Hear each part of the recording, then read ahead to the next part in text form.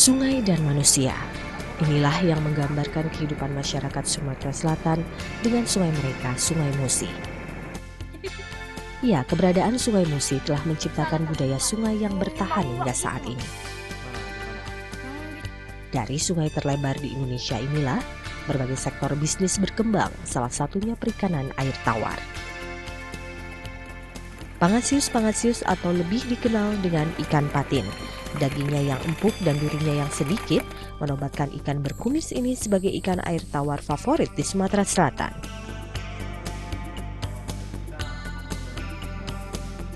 ...30 km dari kota Palembang, tepatnya di Desa Tanjung Dayang Selatan, Kecamatan Ogan Ilir, salah satu sentra peternakan ikan patin terbesar di Sumatera Selatan.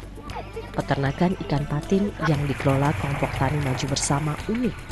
Menyulap rawa yang awalnya tidak produktif, Hadian Burhani dan anggota kelompoknya berhasil mengembangkan ikan patin beromset ratusan juta rupiah. Berbagai prestasi pun kerap diraih kelompok tani maju bersama. Halo pemirsa, nama saya Hadian Burhani, Ketua Kelompok Budidaya Ikan Patin Usaha Maju Bersama Desa Tanjung Dayang Selatan. Kelompok Budidaya Ikan Patin Usaha Maju Bersama Desa Tanjung Dayang Selatan telah berjalan selama 12 tahun. Dan alhamdulillah telah banyak mendapatkan penghargaan. Untuk lebih jelasnya, yuk sama-sama kita berbagi sukses. Desa Tanjung Dayang pernah dijuluki sebagai kampung betino karena banyaknya kaum pria yang memilih merantau mencari peruntungan di daerah lain. Namun kini setelah perkebunan karet dan budidaya ikan patin menjadi penggerak perekonomian desa, tak sedikit dari mereka yang kembali pulang. Salah satunya Sofyan. Tergiur dengan kesuksesan rekan-rekannya dalam kelompok tani maju bersama, Sofyan memutuskan pulang kampung, mengadu peruntungan baru demi menikmati gurihnya bisnis ikan patin. Halo pemirsa, nama saya Sofyan, kerja sehari-hari petani karet. Saat ini saya sedang merintis usaha budidaya ikan patin dan saya ingin bergabung dengan kelompok usaha maju bersama yang terbesar di Desa Tanjung Dayang Selatan ini. Mau tahu ceritanya? Payo kita jengok sama-sama.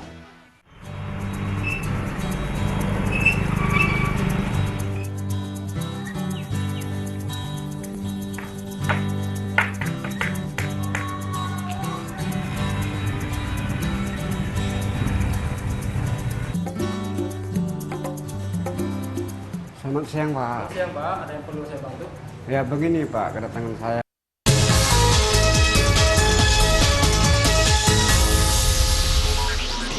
Kemudian Wakil Gubernur Sulawesi Barat, Saudara Aladi Dengar. Kemudian Wakil Gubernur Jawa Tengah, Saudara Heru Sujanmoko, Wakil Gubernur Jawa Tengah. Dan satu wali kota ditugaskan sebagai Jurkamnas, yaitu Wali Kota Surabaya, Saudari Tri Risma hari ini. Kemudian untuk kepala-kepala daerah dari tingkat kabupaten kota, BP Pemilu, BPH dan Pemilu menugaskan mereka menjadi juru kampanye daerah di dapilnya masing-masing sejumlah 190 orang. Dengan demikian, kekuatan personil yang diturunkan oleh DPP Perjuangan melalui keputusan BP Pemilu diharapkan dapat menyampaikan visi dan misi PDI Perjuangan di dalam masa kampanye terbuka ini. Dan oleh karenanya kami melalui hubungan tentu saja telah menginstruksikan kepada seluruh Jurkamnas yang ditetapkan dan juga seluruh daerah yang telah ditentukan jadwalnya sesuai dengan jadwal yang ditetapkan oleh KPU Pusat.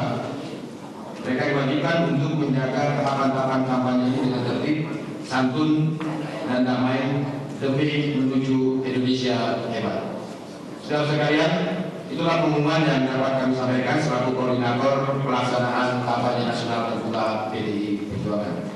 Demikian Ibu Puan, Pak Cahyo yang dapat saya laporkan. Terima kasih atas perhatian yang diberikan. Terima kasih. Merdeka. Merdeka. Terima kasih. Nanti teman-teman pers mau ikut siapa terserah untuk daftar mau ikut kampanye siapa. terbuka. Kalau ada yang bermalam akan kami sampaikan sehingga bisa membawa semua peralatan, tapi kita usahakan bolak-balik. Baik, sekalian. Hari ini tadi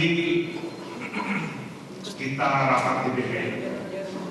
Bagaimana yang kami sampaikan semalam, memang banyak teman-teman DPP yang ditugaskan di daerah. Tadi rapat DPP, skors dicabut, adalah rapat terakhir itu skors.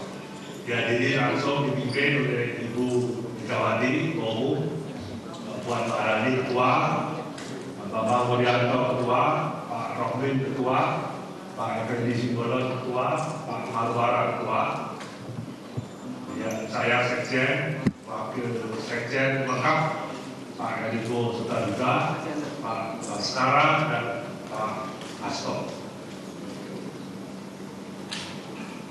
Sebelumnya, Ibu didampingi Puan sebagai Ketua BP Pemilu Pusat dan saya sebagai Sekjen membuat rekaman di YouTube, yang pada intinya mencermati berbagai seperti biasanya belajar perkembangan dinamika nasional, termasuk faktor X, ya, khususnya dalam memasuki persiapan pemenangan pileg yang akan datang. Ada pertimbangan-pertimbangan yang selama hampir tiap hari, sebagaimana Ibu Megawati sudah Ketua Umum diberikan mandat dalam Kongres, dalam Rakernas pertama di Bandung, diperkuat dalam rekomendasi Rakernas ketiga di Ancol yang lalu, termasuk berbagai hal yang beliau lakukan, roadshow kemana-mana, dialog dengan berbagai kalangan, kampus, dan sebagainya, hampir semua menyerap aspirasi masyarakat yang ada dan kader. Akhirnya tadi disaksikan Mbak Puan Maharani sebagai Ketua BP Pemilu dan saya sebagai Sekjen. Ibu Megawati seperti biasa sebagai Ketua Umum membuat perintah harian kepada seluruh jajaran kader seluruh partai. Perintah harian nanti sudah diberikan mandat oleh Ibu kepada Ketua BP Pemilu yang punya tugas bersama-sama DPP yang lain dan caleg yang lain untuk memenangkan pileg ini. Nanti akan dibacakan perintah harian Ibu Ketua Umum kepada seluruh struktur partai, kader partai, organisasi saya partai, dan seluruh caleg yang jumlahnya 21.300.000 sekian yang sebagai caleg DPR RI, DPR 1 dan 2, termasuk perintah kepada 3 pilar struktur partai, yaitu petugas partai yang dari kepala daerah, anggota legislatif dari pusat sampai tingkat 2, dan seluruh keluarga besar. Tidak panjang lebar, kami ingin praktis-praktis saja, di mana ada momentum yang tepat kita akan ambil sebuah keputusan partai. Dan kami tegaskan pertanyaan teman-teman pers, kapan, kan kita lihat momentumnya yang baik. Nanti Ibu menulis 1 halaman perintah harian Ketua Umum yang nanti akan dibacakan oleh Mbak Puan sebagai Ketua BP Pemilu. Apa perintah harian itu? Untuk menyingkat waktu, saya silakan Mbak Puan untuk membacakan berita harian. Kami resmi berita harian Ketua Umum sendiri.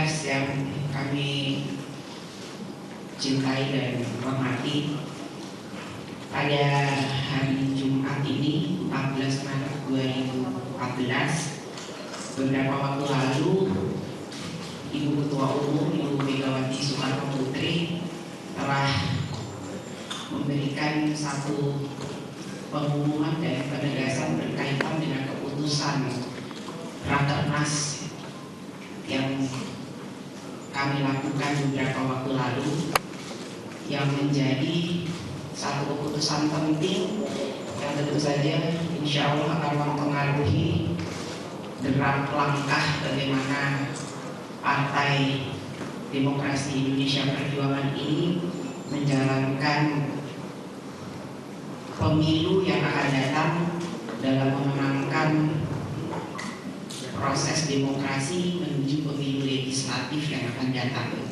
Setelah mencermati dinamika politik dan seluruh masukan usulan perkembangan dalam memperjuangkan Republik Indonesia yang kita cintai ini, maka saya selaku Ketua BP Pemilu Pusat Partai Demokrasi Indonesia Perjuangan dan Sekjen Partai Demokrasi Indonesia Perjuangan tepat kurang lebih pukul 14.45 telah menyaksikan Ibu Ketua Umum Megawati Soekarno Putri memberikan surat perintah harian dan instruksi kepada seluruh petugas partai, 3 pilar partai, simpatisan dan kader yang ada di seluruh Indonesia untuk dapat disaksikan oleh seluruh rakyat Indonesia dalam memperjuangkan bangsa ini ke depan. Dan saya diberikan mandat selaku Ketua BP Pemilu Pusat Partai Demokrasi Indonesia untuk membacakan kembali perintah harian yang ditulis tangan oleh Ibu Ketua Umum di depan rekan-rekan pers yang hadir pada saat ini, dan lengkapnya nanti pun bisa disaksikan di seluruh sosial media yang dalam beberapa saat lagi sudah bisa dilihat. Dengan mengucapkan Bismillahirrahmanirrahim. Merdeka! Merdeka! Merdeka! Merdeka! Perintah harian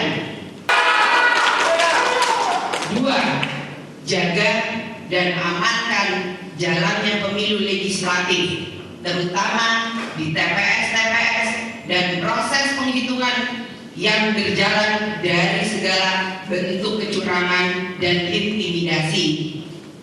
3. Teguh dan tegarkan hati dalam mengawal demokrasi di Republik Indonesia tercinta.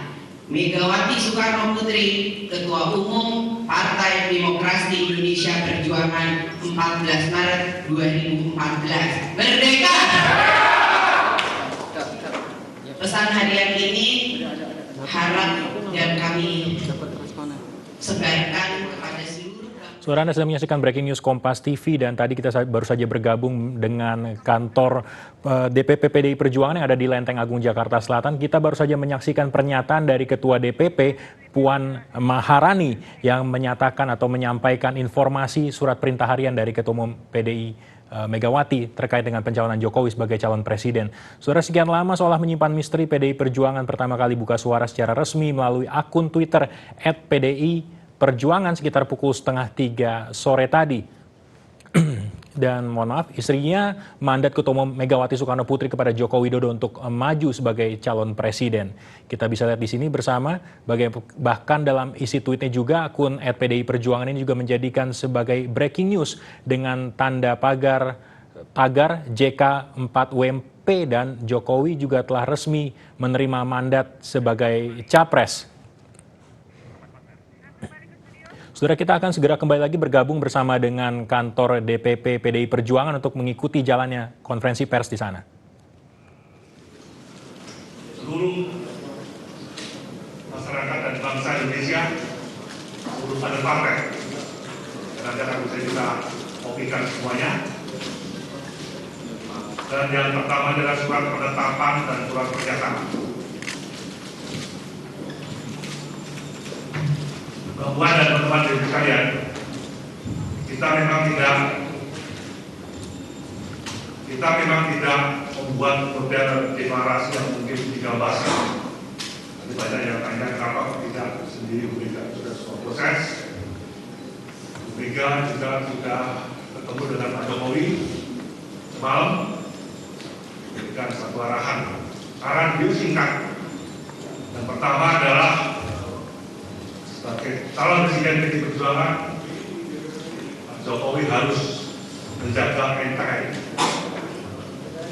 kebangkitan kebangsaan, menjaga kemajuan bangsa, Bhinneka Tunggal Ika, menjaga Undang-Undang Dasar 45, dan menjaga Pancasila 1. Di samping itu harus menjalankan sakti dalam setiap proses pengambilan keputusan politik, yaitu berdaulat di bidang politik, berdikari di bidang ekonomi, dan berkepribadian. Yang ketiga, perintah Bu Mega, Pak Jokowi harus mensejahterakan rakyat Indonesia untuk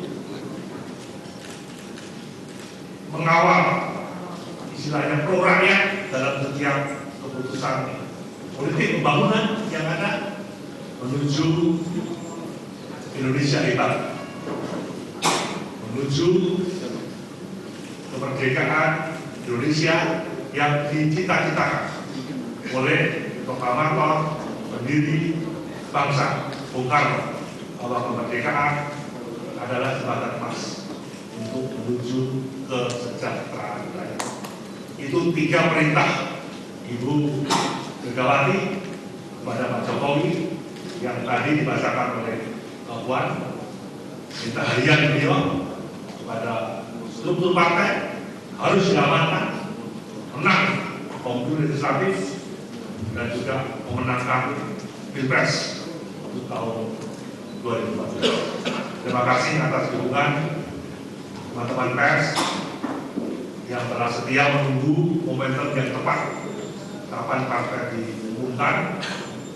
Apa yang disampaikan oleh Ketua Mbak Puan mohon bisa dibantu disebarkan oleh semua media yang ada. Terima kasih dan mohon maaf apabila pernyataan dalam forum yang singkat mendadak ini bisa dihadiri oleh teman-teman pers semua. Ini tidak ada dialog saya jawab. Ini yang tadi disampaikan oleh Mbak Puan merupakan pernyataan dari Ibu Ketua Umum yang oleh partai juga diberikan amanat untuk menentukan siapa capres, menentukan momentum yang tepat untuk disampaikan kepada seluruh masyarakat Indonesia. Sekian, terima kasih. Selamat sore. Assalamualaikum warahmatullahi wabarakatuh. Terima kasih. Merdeka. Merdeka.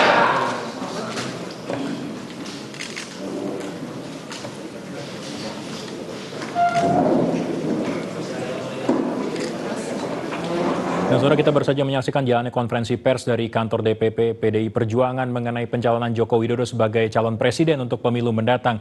Dan itu juga menjawab spekulasi yang selama ini beredar mengenai pencalonan Jokowi sebagai capres dari PDIP melalui sebuah surat perintah harian yang diberikan oleh Megawati selaku Ketua Umum dari PDIP.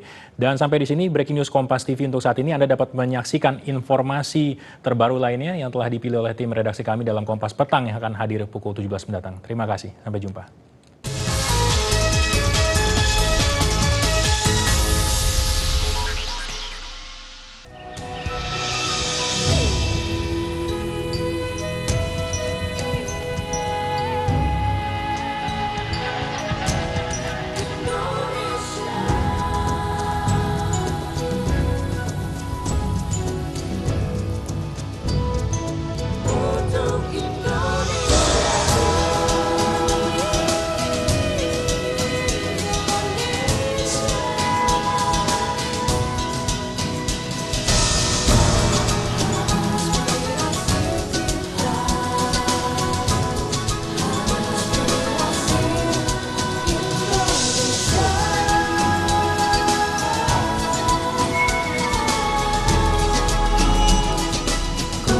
Kompas TV, inspirasi Indonesia.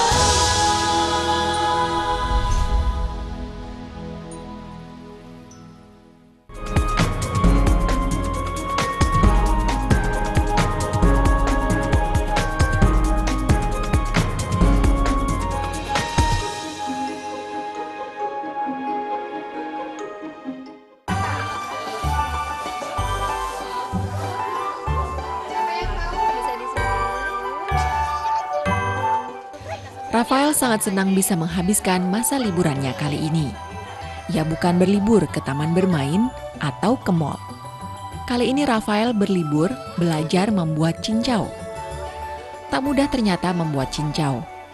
Namun dengan dibantu para pemandu, cincau Rafael dan teman-temannya akhirnya jadi. Bersama belasan teman yang baru ia temui, Rafael berlibur di satu tempat wisata alam di kawasan Depok. Kampung 99 namanya. Kebetulan di Kampung 99, Rafael dan teman-temannya mengikuti program liburan ala alam bersama Eco Kids.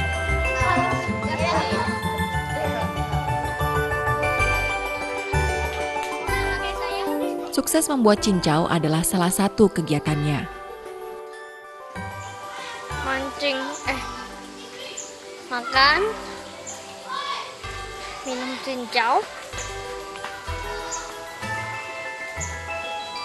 kasih makan ikan, jinakin. Udah. Takut nggak? Enggak. Hal yang sama juga dirasakan Adit yang baru kali pertama berlibur bersama alam. Kalau misalnya aku sehari-hari sering main bola, tapi kalau misalnya di sini berpetualang mencari ilmu. Kakiku banyak. Wah, di monyet.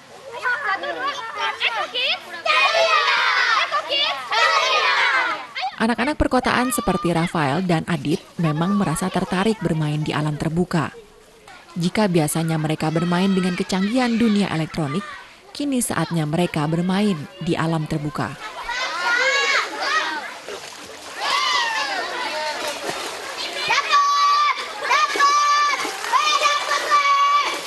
Di kampung yang dipenuhi dengan tumbuhan hijau dan pohon-pohon besar itu, membuat anak-anak merasakan suasana yang jarang sekali ditemui di tengah belantara ibu kota.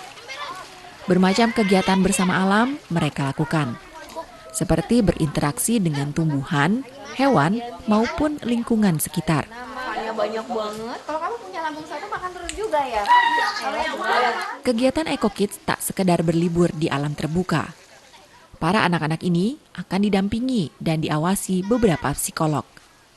Mereka mengamati sekaligus mencatat hasil pengamatan individu anak-anak yang bermain. Jadi Eco Kids ini memang bekerja sama dengan Kampung 99. Di Kampung 99 ini mereka sudah ada kegiatan outbound ya, menangkap ikan, terus memberi makan hewan, memberi susu kambing gitu. Tapi Eco Kids sendiri memadukan keahlian kami, teman-teman dari psikologi UI, untuk menggabungkan suatu paket liburan anak-anak dengan asesmen psikologi.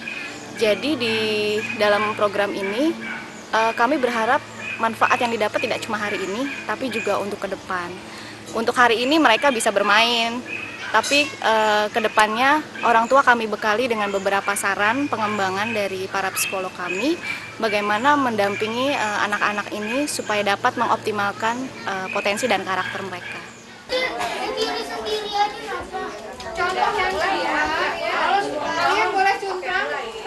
Kegiatan yang berlangsung dari pagi hingga sore hari dimulai dengan tes psikologi tertulis. Hasil tes psikologi inilah yang nantinya akan dijadikan data personal masing-masing anak.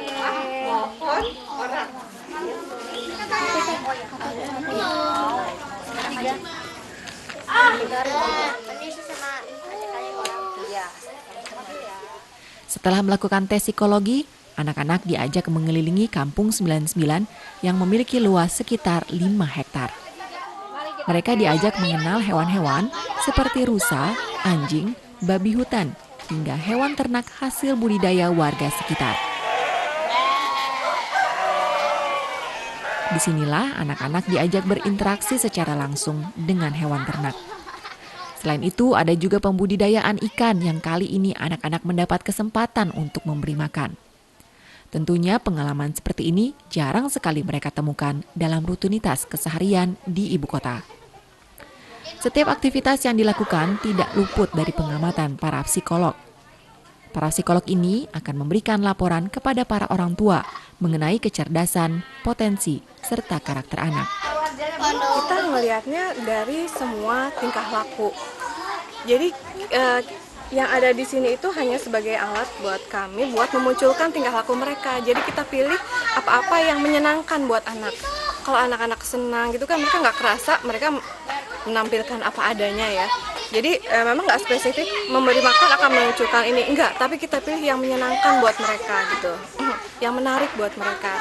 Supaya mereka nggak kerasa dengan sekian banyak kegiatan sampai sore, sebenarnya mereka capek ya, tapi karena tertarik, mereka tetap excited gitu.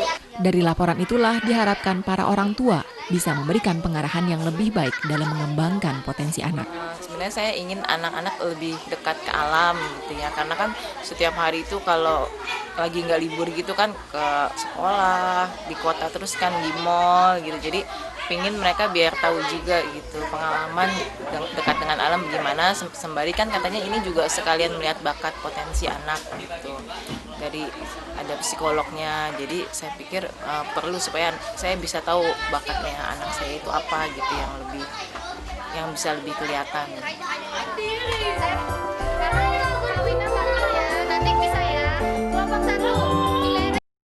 Sekolah, di kota terus kan di mall gitu, jadi pingin mereka biar tahu juga gitu pengalaman dekat dengan alam gimana, sembari kan katanya ini juga sekalian melihat bakat potensi anak gitu. Dari ada psikolognya, jadi saya pikir perlu supaya saya bisa tahu bakatnya anak saya itu apa gitu yang bisa lebih kelihatan.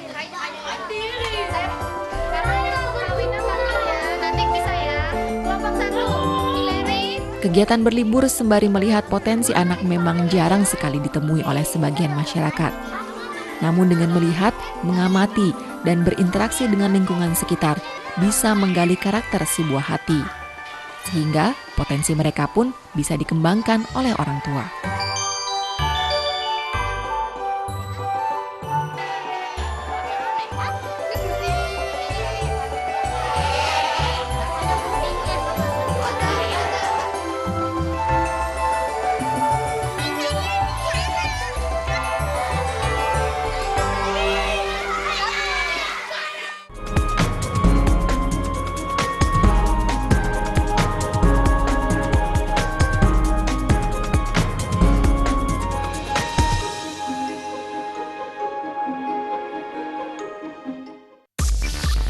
Bertemu lagi dengan para jagoan stand up comedy.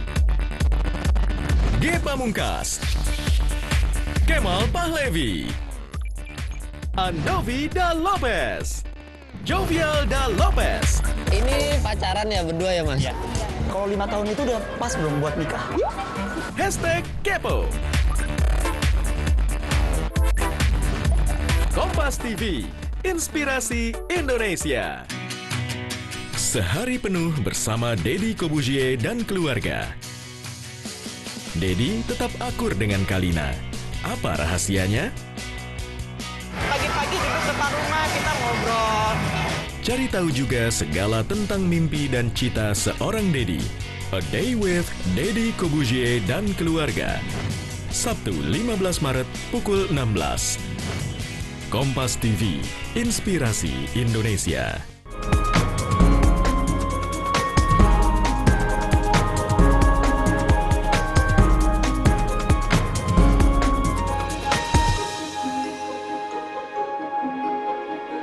Oleh para pengunjung, sehingga seolah-olah mereka bisa hidup seperti aslinya.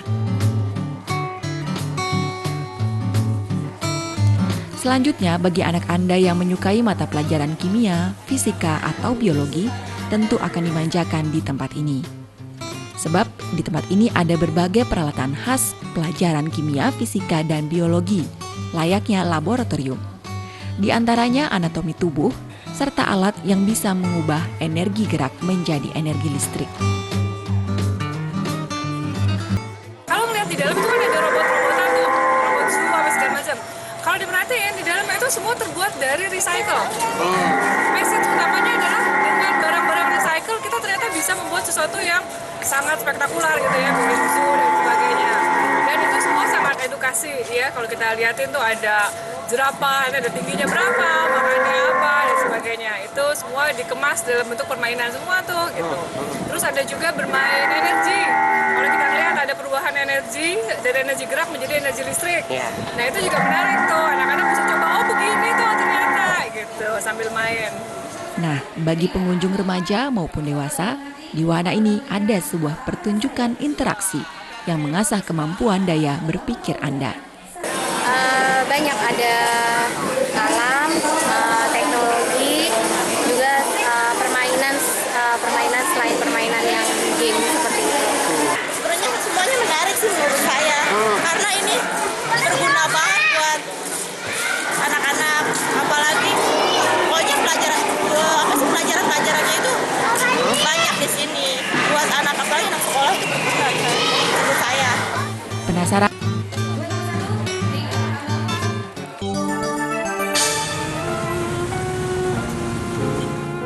Mendengar nama Ade Irma Suryani, pasti teringat dengan peristiwa 1 Oktober 1965. Peristiwa di mana putri bungsu Jenderal Abdul Haris Nasution tertembak tentara Cakrabirawa.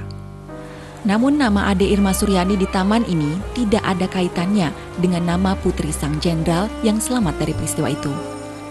Nama taman ini memakai nama Ade Irma Suryani sekaligus mengenang jasa pahlawan nasional dan revolusi. Yang diambil dari sejarah kepahlawannya itu Bagus Muslihat, yang sekarang patungnya sudah ada di depan ya. Akhirnya sampai sekarang ini pun menjadi wahana bermain untuk berekreasi untuk anak-anak muda, khususnya Bogor dan sekitarnya.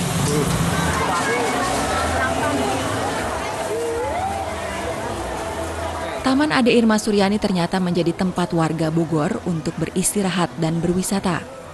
Banyak orang sengaja meluangkan waktu untuk bisa bertamasya di taman yang berdiri tahun 1975 itu. Konsep awal dari pembangunan taman ini adalah sebuah taman yang berada di jantung kota dan diperuntukkan bagi muda-mudi yang ingin bermain. Letaknya yang strategis berada di samping stasiun Bogor membuat taman ini kerap dikunjungi para pengunjung dari daerah Jabodetabek. Selain itu, harga tiket masuk yang murah yakni Rp9.000 serta Rp3.000 untuk setiap wahana membuat Taman Ade Irma memiliki segmen tersendiri bagi masyarakat kelas menengah ke bawah.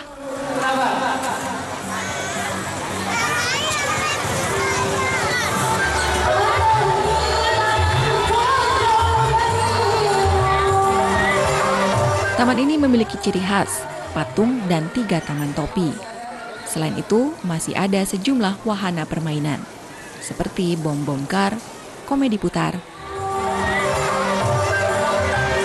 perahu air, dan monorel.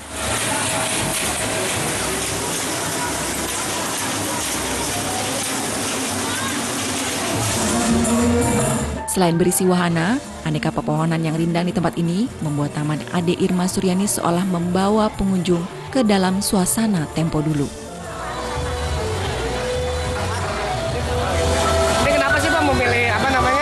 Liburan di sini, Pak? Dekat dengan rumah aja, dekat dengan rumah, terus murah meriah lah saya ya. Anak-anak pada senang juga. Emang sudah sering ke sini atau gimana, Pak?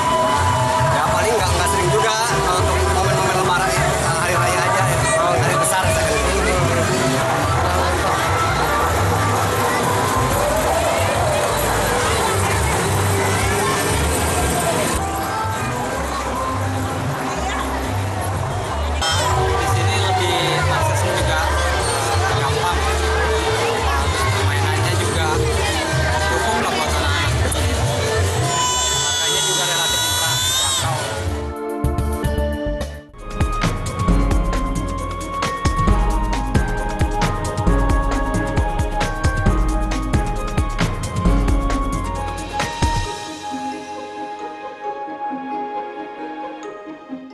Dunia olahraga selalu ada sisi menarik di dalamnya.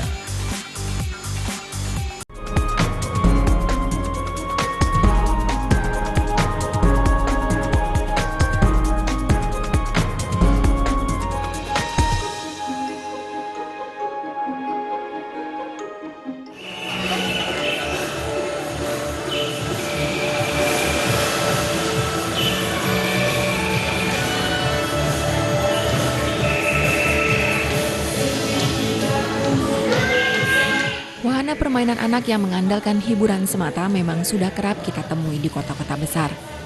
Namun, di sebuah tempat permainan anak di pusat perbelanjaan Pasaraya Blok M ini memberikan suguhan yang berbeda. Definisi Edutainment Park sedikit berbeda. Taman bermain yang diperuntukkan bagi anak-anak berusia 2-16 tahun ini dibangun menyerupai pelabuhan tradisional di area seluas 6.000 meter persegi.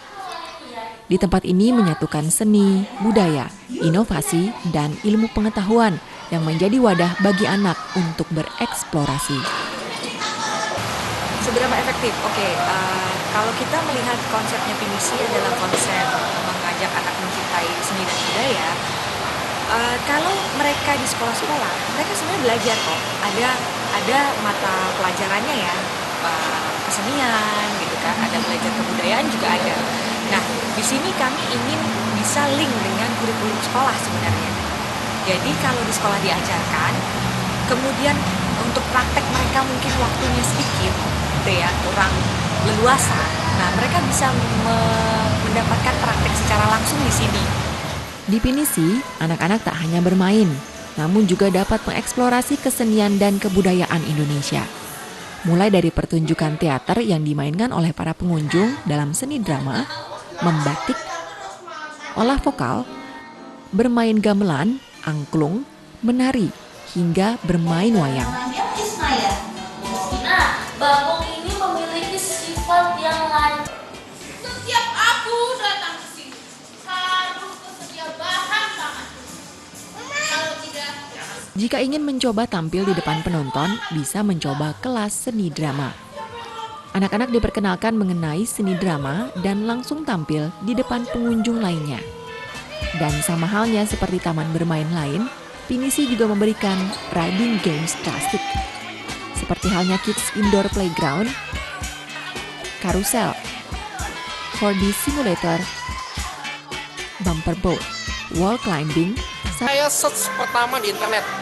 Saya search di internet karena Pinisi ini bukan mengajarkan hanya permainan, tetapi edukasi, pendidikan. Ini yang mau saya terapin ke anak-anak sekolah minggu saya, ke gereja kita gitu ya. Jadi mereka bukan hanya dapat kesenangan dalam permainan, tetapi ilmu. Kayak ada kelas-kelas membatik ini bagus, tradisional tetapi cinta kepada Indonesia, ini saya senang gitu. Jadi kita terapin mereka bermain, bersukacita sambil belajar. Nah, kita lihat di Pinisi itu ada slogannya tuh, Education and Edutainment. Nah, itu yang saya cari sebenarnya. Search beberapa permainan, ada seperti di kawasan yang kita tahu yang terkenal itu hanya mengajar permainan banyak. Tapi kelas-kelas tradisional itu nggak kita dapat. Nah, saya mencoba sesuatu yang baru di sini. Alhasil kita lihat anak-anak kita tuh sukacita gitu, senang mainnya. Fly Fox karena menguji adrenalin, menyegang. Lengkap ya, ada mainan outbound-nya, ada edukasinya. Ya kalau dibanding yang lainnya, kayaknya wahana baru lah di sini. Berbeda dari taman bermain lainnya, Pinisi Edutainment Park memberlakukan sistem operasional yang harus diperhatikan. Senin sampai Kamis, tempat ini buka mulai jam 9 pagi hingga 5 sore. Sedangkan hari Jumat, Sabtu, Minggu, dan libur nasional dibagi menjadi 2 sesi, yakni pukul 9 hingga 2 siang dan pukul 3 hingga 8 malam. Sedangkan harga tiket masuk mulai Rp50.000 hingga Rp135.000 tergantung usia dan waktu berkunjung.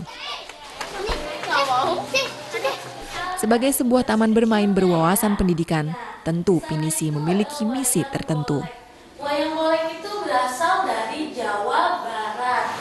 Harapannya memang kalau muluknya adalah menanamkan rasa nasionalisme ya, supaya anak-anak ini bisa tahu identitas diri sendiri walaupun mereka akhirnya bekerja di luar negeri ataupun mereka berkompetisi di luar negeri, mereka tahu akar budayanya sehingga mereka tahu identitasnya. Nah, muluknya sih seperti itu, tapi yang kedua adalah muluknya lagi adalah supaya kesenian dan kebudayaan Indonesia itu dapat dilestarikan sehingga tidak hilang. Bayangkan kalau saya tidak mengenal atau kita semua tidak mengenal akar dan budayanya, kita pasti sudah hilang lah budaya Indonesia ini. Nah, kami berharap generasi mendatang tidak lupa dengan akar budaya sehingga melestarikan. Terbatasnya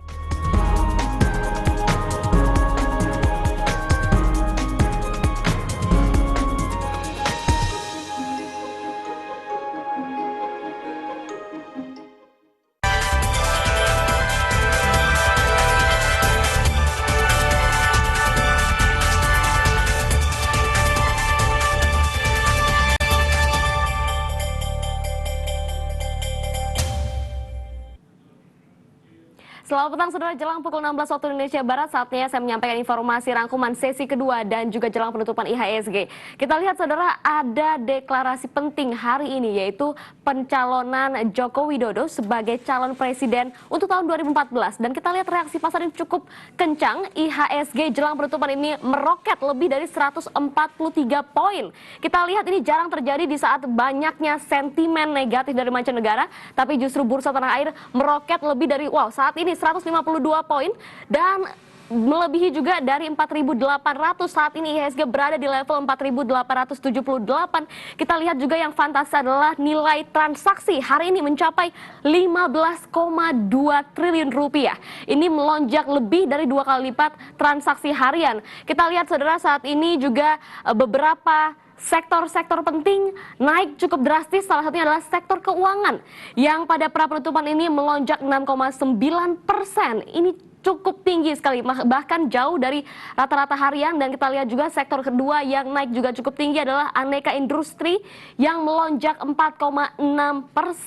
Lalu saham-saham Big Caps dan juga LQ45 mana yang paling banyak meraup untung dengan kondisi saat ini? Kita lihat diantaranya masih dikuasai oleh saham-saham perbankan, di mana Bank Rakyat Indonesia ini melonjak 12,6% lebih di 10.500, dan juga ada Waskita Karya yang naik 9,43%, disusul oleh Bank Mandiri yang naik 9,14% di level 10.200. Ini adalah saham-saham yang paling banyak meraup untung pada di sesi kedua ini. Kita lihat lagi saudara, kapan tepatnya IHSG melonjak atau meroket, yaitu setelah memang pernyataan dari Puan Maharani yang menegaskan bahwa ada mandat dari Megawati Soekarno Putri untuk menyatakan bahwa Joko Widodo dipersiapkan untuk menjadi calon presiden tahun 2014 sekitar pukul Basuki Cahayapurnama ini atau Ahok bahwa dirinya mampu meneruskan pertanyaan, tapi setidaknya PDIP menegaskan bahwa mereka masih akan mengawal DKI Jakarta meskipun bukan Jokowi yang memimpin. Kami juga tadi bertanya hitung-hitungan politiknya, bagaimana jika Jokowi dipasangkan dengan beberapa calon wakil presiden, apakah siap? Pertanyaan pertama yang kami tanyakan adalah apakah PDIP akan bermain sendiri atau dia akan menggunakan partai-partai lain sebagai mesin tambahan untuk memenangkan secara mutlak pemilu legislatif pada tahun 2014 ini? Jawabannya memang masih sangat terbuka sekali, masih menunggu bagaimana proses pileg ini. Jika memang 27,2% ini bisa dimenangkan oleh PDIP, maka tidak tertutup kemungkinan bahwa PDIP bisa bermain sendiri. Namun Marwah sendiri memberikan kode bahwa PDI Perjuangan merupakan partai yang terbuka untuk siapapun, dirinya tidak pernah menyebut dirinya berkoalisi ataupun beroposisi dengan pemerintah. Tapi dirinya merupakan partai yang terbuka dalam sistem presidensial sehingga bisa memberikan ruang atau kesempatan bagi partai-partai lain yang akan bergabung. Namun pertanyaannya, siapa yang akan bergabung dengan Jokowi sebagai calon wakil presiden? Ini tentu menjadi tanda tanya besar karena hingga saat ini pun dari pihak PDI Perjuangan belum bisa memastikan siapa calon-calon wakil yang bisa mendampingi Jokowi. Hanya satu nama, Jokowi, yang baru diusung sebagai calon presiden. Teguh. Iya, Riga, ada informasi kah? Para pengurus teras PDI Perjuangan ini akan kemana? Ada kemungkinan mungkin mereka bertemu dengan Megawati di kediamannya di Tekumar atau bagaimana? Iya, pengumuman Jokowi sebagai calon presiden yang ditulis tangan oleh Megawati Soekarno Putri selaku Ketua Umum PDI Perjuangan pada malam hari tadi pun sebenarnya tidak diketahui oleh banyak pengurus pusat dari PDI Perjuangan. Itu adalah pengakuan dari Cahyokumolo selaku Sekjen PDI Perjuangan. Padahal pada beberapa jam sebelumnya, Ketua Umum PDIP Perjuangan Megawati Soekarno Putri telah mengadakan pertemuan dengan hampir seluruh pengurus inti, pengurus pusat baik yang ada di Jakarta maupun di daerah, kemudian juga berkonsultasi dengan beberapa pengusaha bagaimana pada langkah politik yang bisa menjadi strategi politik terbaik bagi PDI Perjuangan untuk memenangkan pemilu pada kali ini. Nah, apakah kemudian mereka hari ini telah bergerilya? Itu dimungkinkan karena memang saat ini ketika kami melaporkan kepada Anda di Lenteng Agung atau tepatnya di markas dari PDI Perjuangan, beberapa pengurus pusat memang telah menyebar. kami mendapat informasi bahwa beberapa pengurus maupun baik anggota maupun kader telah menyebar spanduk ataupun selebaran yang bertuliskan Jokowi for President. Ini menunjukkan bahwa mesin motor mereka sudah mulai digerakkan, meskipun secara terbuka kampanye baru dimulai 16 Maret 2014 ini, namun mesin politik mereka sudah mulai panas. Ini kita nantikan apakah kemudian nanti ada respon dari partai-partai lain akan merespon bagaimana pasca pencalonan Jokowi sebagai Presiden 2014 ini dari PDI Perjuangan, atau kemudian hanya biasa-biasa saja. Namun yang jelas yang dipastikan bahwa Maros Sirait memang mengakui bahwa sebelumnya Megawati memang pernah mengatakan akan mengumumkan calon presiden pasca 9 April 2014. Namun ternyata sebelum pemilihan legislatif dilaksanakan atau sebelum kampanye terbuka dilaksanakan, justru pengumuman ini dipercepat. Ini tentu menjawab teka-teki dari banyak masyarakat, apakah Megawati yang tetap maju sebagai presiden seperti pada pemilu-pemilu periode-periode sebelumnya, atau justru orang lain yang hari ini memang Jokowi menjadi nama yang paling teratas di anggota ataupun kader PDIP yang harusnya memang diusung sebagai calon presiden dalam pemilu kali ini. Ini sudah terjawab dan kita masih menantikan bagaimana kemudian strategi ataupun mesin politik dari PDIP Perjuangan ini akan berjalan dalam setidaknya hingga 5 Maret kemudian, untuk mengikuti apakah memang berhasil angka 27,2% ini berhasil diraih oleh PDI Perjuangan, atau justru sebaliknya. Memang survei-survei banyak menganalisa, ada beberapa terakhir survei kami sempat berdiskusi dengan beberapa kelompok LSM ataupun lembaga survei, jika kemudian mengacak-ngacak bagaimana posisi jika Jokowi dicalonkan dari partai lain, kemudian apakah elektabilitas Jokowi ini tetap sama, ataukah justru PDIP yang akan melorot karena kehilangan Jokowi. Mungkin ini hal-hal yang jadi perhitungan dari PDI Perjuangan, sehingga mereka harus mencalonkan atau mengumumkan mencalon Jokowi sebelum kampanye terbuka. Tentu ini akan menambah daya dongkrak dari tingkat keterpilihan dari PDI Perjuangan. Teguh. Baik, Riga, terima kasih untuk laporan langsung Anda, dan menarik bagaimana Anda juga mencermati ketika mesin politik, begitu tadi istilah Anda, PDI Perjuangan sudah mulai bekerja dan berjalan untuk mendukung pencalonan yang baru saja kita dengar beberapa saat lalu. Dan saudara, majunya Joko Widodo sebagai calon presiden sebenarnya menjadi harapan sebagian pelaku pasar saham, karena sosok Jokowi dianggap bersahabat dengan pasar. Bagaimana pelaku pasar melihat Jokowi ini tertuang dalam wawancara rekan saya Bima Marzuki dengan Asosiasi Analisis Pasar Saham beberapa waktu lalu. Bagaimana kalau nanti yang menang tidak sesuai ekspektasi pasar? Ya, question mark ya. Kalau saya lihat emang ada pertandaan seperti itu. Apakah presiden yang banyak ini sudah bisa dikatakan pro market semua atau tidak? Dan kalau kita lihat dari berdasarkan penelitian atau survei yang terlihat di pasar, Jokowi kan selalu menempati urutan pertama. Dan sampai saat ini, walaupun dia belum mencalonkan, bahkan partainya juga belum, ternyata nama ini begitu mencuat ya. Dan bagaimana dengan yang menempati kedua? Ya, saya rasa Pak Prabowo ini juga satu orang yang saya rasa memiliki satu hal yang bagus juga. Apakah hasil survei selama ini sudah menurut Anda sudah mencerminkan ekspektasi pasar pada pemilu yang akan datang? Saya rasa hampir bisa mendekati. Hampir mendekati.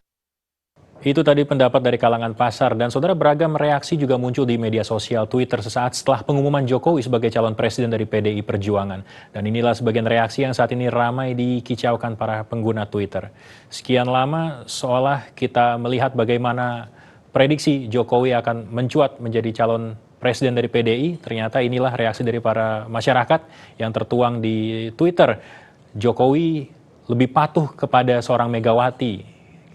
Atau juga ada juga yang kecewa terhadap pencalonan yang dilakukan oleh Jokowi. Ini juga terkait dengan apa yang disampaikan oleh Riga tadi, rekan kami, bagaimana masih banyak masyarakat yang juga berharap Jokowi untuk bisa tetap memimpin Jakarta dan menuntaskan PR-PR yang masih banyak sebetulnya.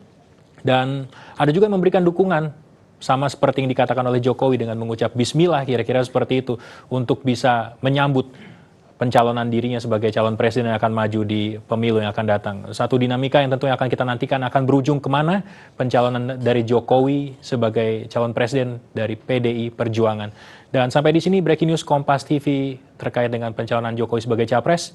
Informasi lain dapat Anda saksikan dalam Kompas Petang yang akan hadir sesaat lagi. Saya Teguh Parvinanda, terima kasih. Selamat sore.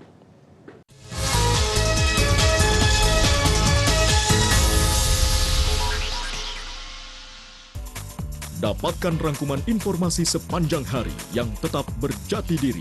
Saudara, uang setara dengan 7,8 miliar rupiah sudah disita KPK. Dan Sekretaris Daerah Pemerintah Kota Bandung resmi ditahan KPK. Ada persepsi di luar sana bahwa Indonesia masih belum sepenuhnya merdeka.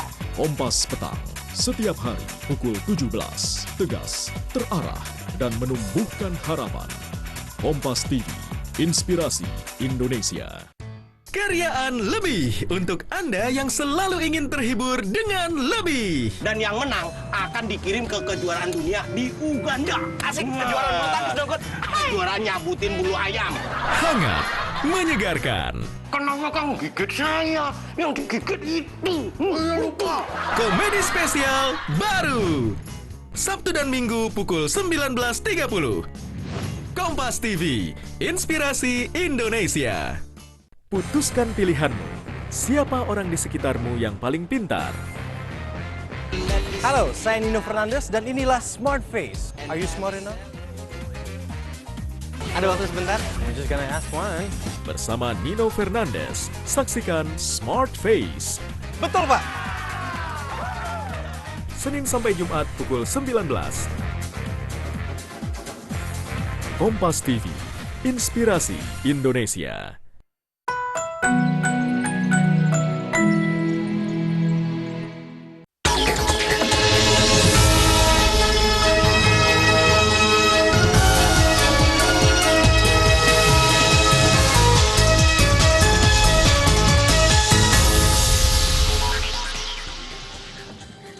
Halo, selamat sore saudara. Terjawab sudah gelagat yang beberapa waktu belakangan ini dilakukan oleh PDI Perjuangan. Jelang petang tadi, Megawati Soekarno Putri resmi menyerahkan mandat calon Presiden PDIP kepada Joko Widodo. Ya, reaksi berdatangan termasuk dari Jokowi yang langsung mencium bendera tanda kesiapannya. Ada pula reaksi dari lantai bursa yang menjadi salah satu topik dari 3 topik sorotan kami hari ini.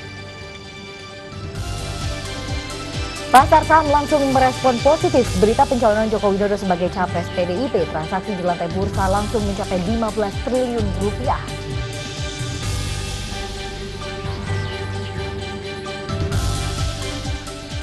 Sejumlah tunjuk pencarian pesawat MH370 yang hilang kontak Sabtu lalu menemui jalan buntu. Pencarian pun akan diperluas hingga ke Samudra Hindia.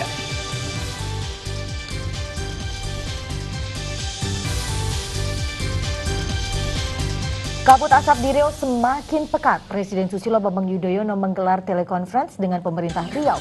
Operasi tanggap darurat segera dilakukan.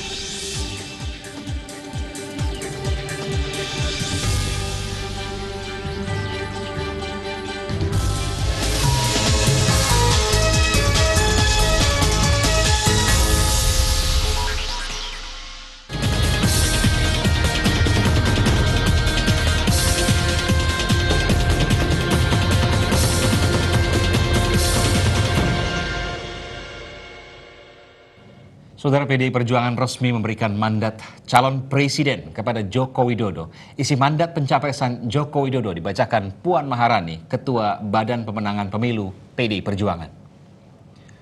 Sekian lama seolah menyimpan misteri, PDI Perjuangan akhirnya pertama kali buka suara secara resmi melalui akun Twitter @pdi_perjuangan sekitar pukul 2:30 sore tadi. Isinya mandat Ketua Umum Megawati Soekarno Putri kepada Joko Widodo untuk maju sebagai calon presiden.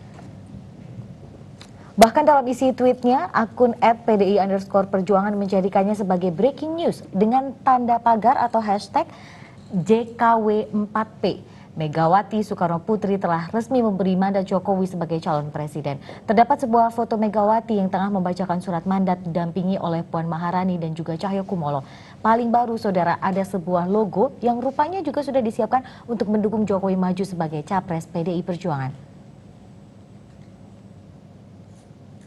Ya, ini adalah logonya bergambar Jokowi dan ini sudah di-share di Twitter oleh PDI Perjuangan. Masyarakat dipersilakan membuat merchandise apapun dengan logo berinisial JFT ini atau bisa kita maknai sebagai Jokowi for President.